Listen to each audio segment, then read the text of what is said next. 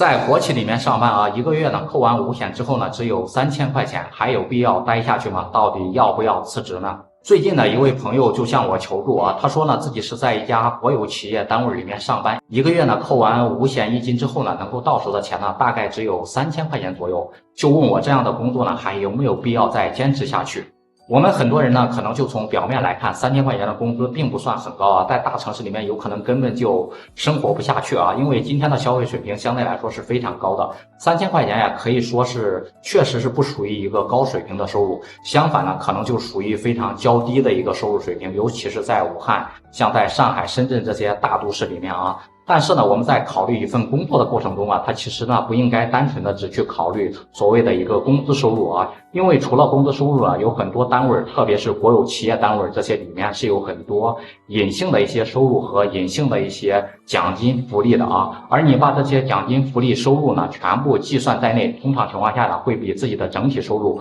或者是比市面上那些私企的收入要会高很多。所以说呢，我们在计算自己收入的过程中，不能够只单纯的去看自己的工资收入啊，这样的一个方式呢，并不是一个十分全面的方式，也不是一个合理的方式。对自己而言呢，那真的是这种计算方式是非常不谨慎的。国有企业单位当中呢，除了工资待遇之外，还有一些奖金福利，比如说咱们刚才说过的一些过节的过节费什么的奖金福利，再比如说年终的一些奖金，什么年终奖等等啊，几个月13个月的工资，有可能14个月的工资，我们呢都应该加上这些所有的奖金收入呢，最终是在平均的基础上，就是一年12个月、13个月的工资的基础上，然后综合的收入去除以你12个月，然后这才是你真实的一个收入水平啊。当然除此之外呢，我们还应该考虑自己的五险一金。大家都知道啊，有很多的私企它是不交纳五险一金的，特别是公积金这一种，甚至呢是国企里面有可能交纳五险2金的一个收入待遇，有可能还有一个商业什么的商业险，因为这些呢都是自己的福利，都是跟自己息息相关的。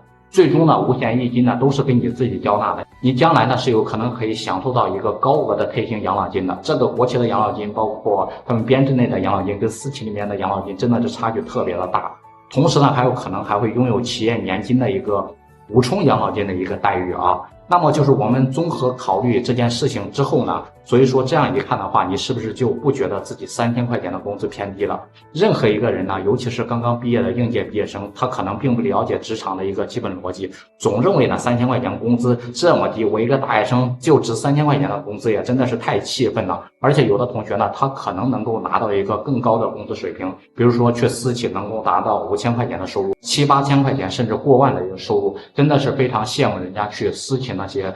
同学，或者是羡慕别人啊。但实际上背后要考虑的是自己有没有那样的一个专业技能，有没有那样的一个专业水准，能不能呢给企业单位呢创造出相应的价值，最终呢再决定这份工作要不要离职。当然了，离职之后呢，你必须还要找到一份合适于自己的工作，至少呢要比现有的这份工作单位要更好一些，工资待遇更好一些，那样呢自己的跳槽呢才会有意义啊，那样自己以后的出路呢才会更高更大啊。所以说这是很多年轻人，尤其是应届毕业生所面临的问题啊。那么作为绝大多数的应届毕业生，也许都会有这样的一个想法，想工资低就愤愤的辞职。但是呢，我个人建议不应该轻而易举的离职，应该长期的坚持下来，沉淀下来。毕竟现在社会找一个在国企里面的工作，包括私企里面的工作都非常不容易啊。大家都知道现在的就业环境怎么样，也都是非常的难，非常的不容易。不知道大家是怎么看待此事的？如果呢你有一份在国企里面3000块钱工资，但是呢还交纳五险一金的工作，你会选择离职吗？